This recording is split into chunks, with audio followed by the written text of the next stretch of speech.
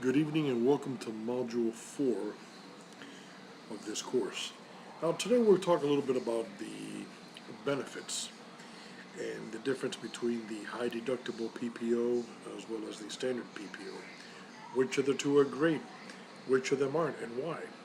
For the most part, you have to take a good look at all the variables involved in order to make a very informed decision as to which one is better than the other. You have to take into consideration an individual's health, pre-existing conditions, medications, and also that unknown capability of what could happen in the future.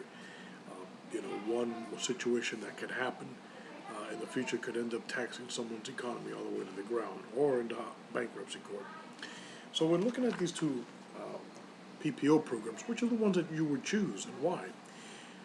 Well, the high deductible PPO program is usually going to be best reserved for those individuals that don't have to go ahead and don't have a lot of medical issues. Those individuals that don't have to constantly go see the doctor, this is not the policy that I would recommend for them. On the other hand, on the standard PPO, it's going to be a lot better for those that are those that have medical conditions, that are constantly going to see the doctor, that are constantly have to go and seek the treatments.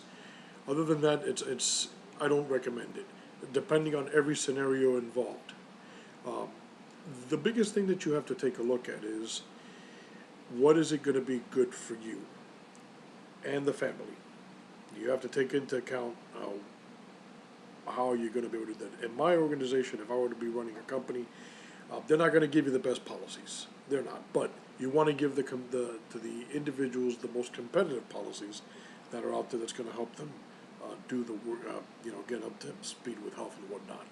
In this case, I would recommend, depending on the individuals that I have working, the standard PPO. Let's face it, that's the hidden benefit of this. People get sick. Many people out there have a lot of pre-existing conditions. Some don't even know about them, but they'll eventually find out.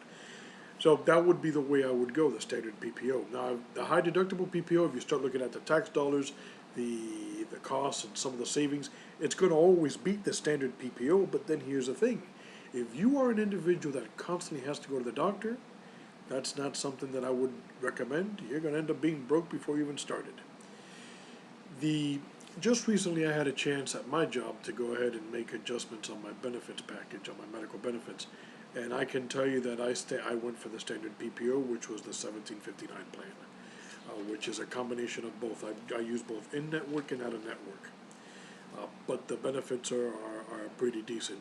I don't save much at the end of the year, but then I'm one of those guys that I have to go see the doctor a lot. I've got thyroid problems. I've got an asthma condition that I've had since I was 5 years old, and I just got diagnosed with diabetes. So for me, the standard PPO is the way to go. Thank you.